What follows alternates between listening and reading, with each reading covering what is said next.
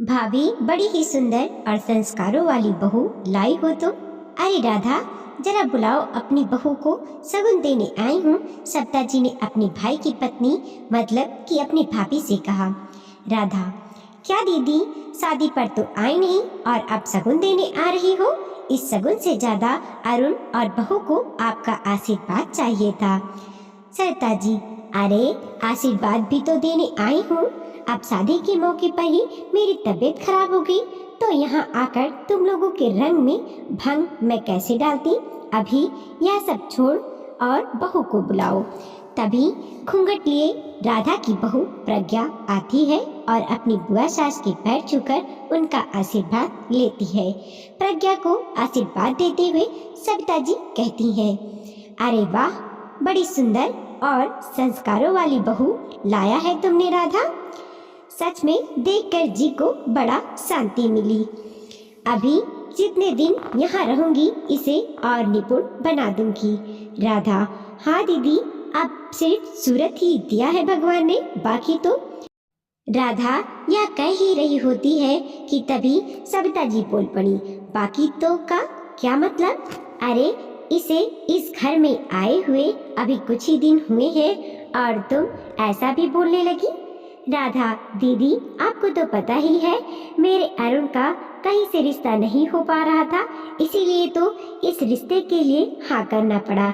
यह कहकर राधा प्रज्ञा से बुआ जी के लिए चाय नाश्ता बना कर लाने को कहती है, जिस पर प्रज्ञा वहाँ से उठकर चली जाती है।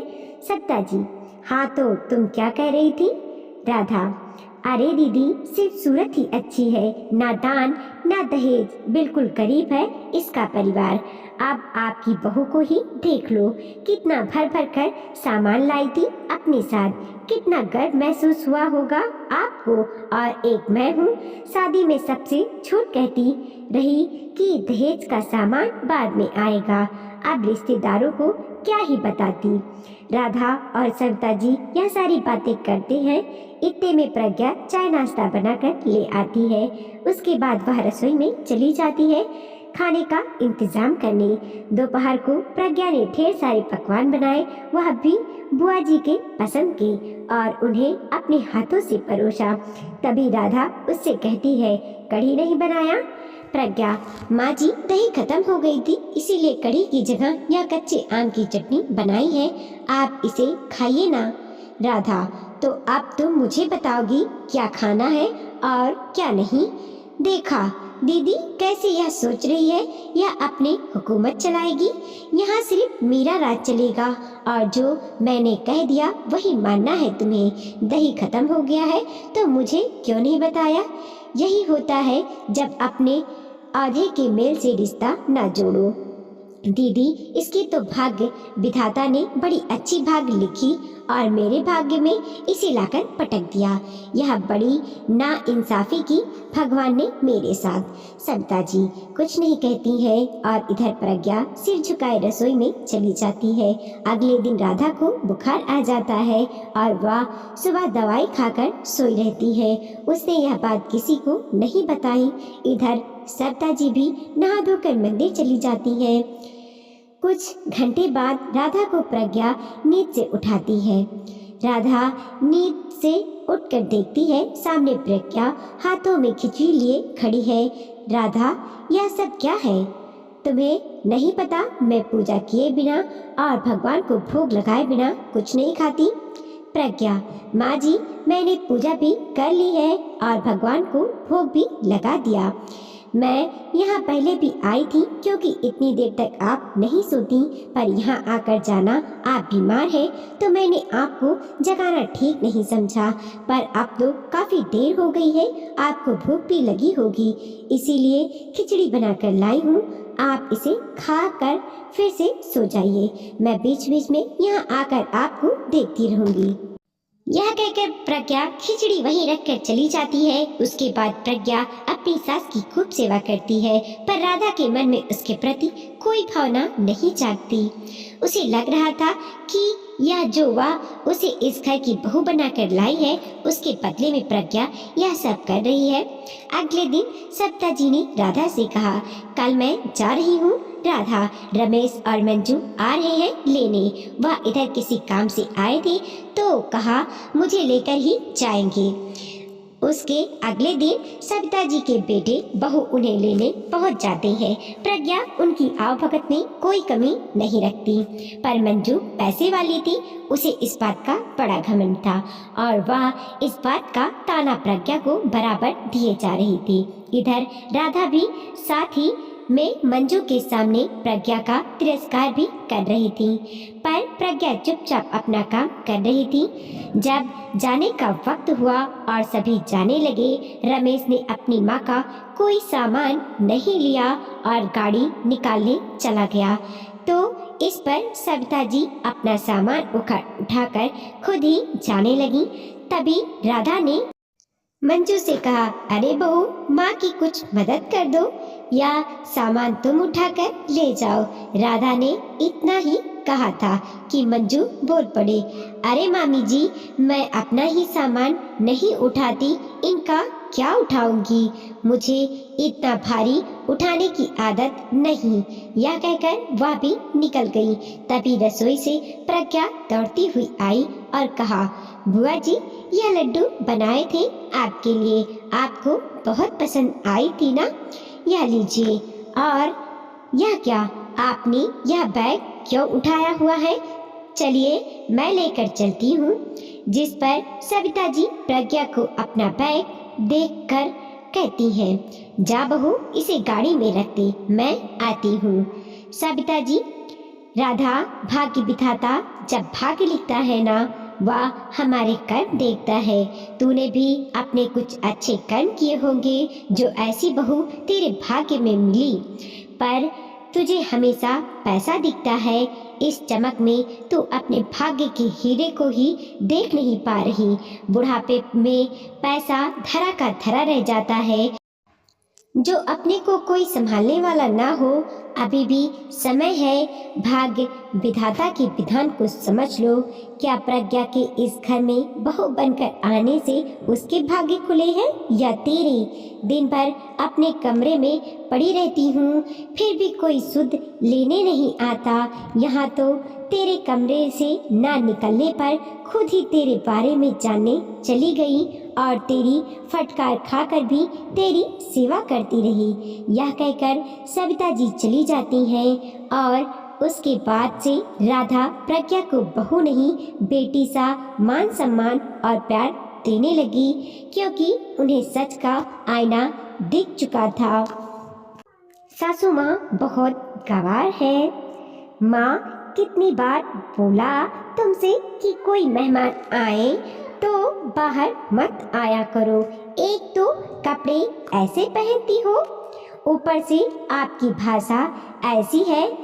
जमाना कितना बदल गया है। अब मैं सिर्फ आपका बेटा ही नहीं हूँ, एक डॉक्टर हूँ। हर तरह के लोग मिलने आते हैं मुझसे, और बहू भी तुम्हारी मॉडर्न जमाने के हिसाब से चलने वाली, आगे आने वाली गायनोकोलॉजिस्ट है। अब तो बदलो जमाने के हिसाब से प्लीज माँ। कितना खराब लगा मुझे जब डॉक्टर त्रिपाठी आए और आप उनके सामने ही सोफे पर बैठक सिकुड़कर चाय कटोरी में डालकर पीने लगी। एक पल को तो वो आपको मानसिक रूप से अस्वस्थ समझे। आज बेटे राजन का गुब्बारा निकल रहा था। अभी अभी बस वो अपने सीनियर डॉक्टर को बाहर ड्रॉप करके आया था। बचवा, भले ही तू डॉक्टर बन गया है, पर ये क्यों भूल जाता है कि कितने गरीबी हालातों से पाल पोस कर तुझे पढ़ा लिखा कर तेरे बाबूजी ने तुझे यहाँ तक पहुँचाया है, और गांव के ही है हम। जब अब तक आदत ना छूटी तो अब क्या ही छूटे जाएगी। मेरी तेरे पापा के सोफे पर बैठ के ही चाय पीने की आदत रही है, वो तो इस जन्म से जाने से रही। और कपड़े में भी क्या बुराई है, फटे तो ना है, साफ सुथरे घड़ी टिकिया के धुले हैं। देख कैसी खुशबू आती है। भाषा तो मैं गांव की ही बोलूं हूँ। चाय जल्दी ठंडी हो जावे कटोरी में। डॉक्टर साहब जो आए तेरे बड़े मन से बात कर रहे थे मेरे संग। राजन की माँ लाजवती बोली, इन्हें समझाने का कोई मतलब नहीं राजन। ऐसा करो मम्मी जी को वो पीछे वाला कमरा दे दो, सारी व्यवस्था वही कर दो इनकी। इनका सोफा भी वहीं डलवा दो। इन्होंने मुझे भी कई बार एम्बैरेस किया है सबके सामने। सब जरूरी चीजें राकेश नौकर वहाँ पहुँचा दिया करेगा। इन्हें बाहर निकलने की जरूरत ही नहीं। फिर चाहे कटोरी में चाय पिए या कुकर में। बहुत ज्यादा गवार है ये। बहू रानी राशि गुस्से में बोली, हाँ सही कह रही हो राशि, वही ठीक रहेगा इनका बंदोबस्त। फिर कोई भी आएगा तो ये सामने नहीं पड़ेगी। बेटा राजन पत्नी से सहमति जताते हुए बोला, बचवा बहू उस कमरे में तो तुम दोनों अपने कुत्ते को सुलाते हो ना, वहाँ कैसे रह पाऊंगी मैं। माँ रात को ही तो सोते हैं वहाँ सैंकी और उसके बच्चे।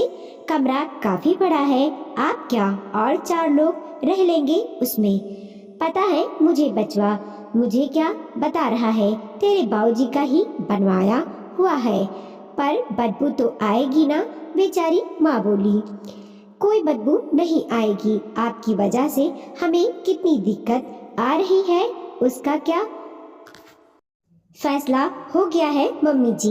बहू रानी अपने फैसले पर अडिग थी। अगले दिन से बेबस माँ की एक ना चली। उन्हें जानवरों वाले कमरे में रहने को विवश कर दिया गया। 15 दिन हुए होंगे उन्हें रहते हुए। तभी एक वकील आया। बहू राशि, बेटे राजन और माँ लाजवती जी को बुलाया उसने। हाँ तो लाजवती जी फैसला सुना दिया होगा आपने इन्हें या मैं सुनाऊं? वकील बोला, कैसा फैसला माँ? विच डिसीजन? दोनों बेटे बहू एक साथ लाजवती जी के चेहरे की तरफ देखते हुए बोले, बहू बचवा मैंने वो क्या कहते हैं वसीयत करवा दी है। हम तो आपके इकलौते बेटे हैं ना। फिर कैसी वसीयत माँ? बेटा राजन बोला, बचवा मैंने तेरे बाबूजी का ये घर अपने नाम रखा है। इस घर में तू और बहू नहीं रह सकते अब से। बाकी जमीन जायदाद मैंने अपने परिवार के जेब से तंग लोगों में बांट दी है। कम से कम उनके घर जाऊंगी तो इज्जत से 2 रोटी तो पूछेंगे। सब कुछ लिखवा दिया है कागजों में। लाजवती जी बोली, पर माँ आप ऐसा कैसे कर सकती हैं? बेटा राजन घबराया हुआ था। हम कोर्ट जाएंगे, इट्स इलीगल। बहू राशि झल्लाते हुए बोली, लाजवती जी कुछ भी नहीं कर सकती हैं, सब कुछ इनके नाम है। वकील बोला, पर माँ आपको हमारे बारे में सोचना चाहिए था। राजन बोला, बचवा बहुत सोचने के बाद ही फैसला लिया है। तूने ही तो कहा था ना किस जमाने में जी रही हो माँ। तो आजकल के जमाने में माँ बाप भी स्वार्थी हो गए हैं बचवा। तो मैं भी हो गई, जमाने के साथ मिलकर चल रही हूँ। अब पीछे ना हूँ बचवा जमाने से। अब तो तू खुश है।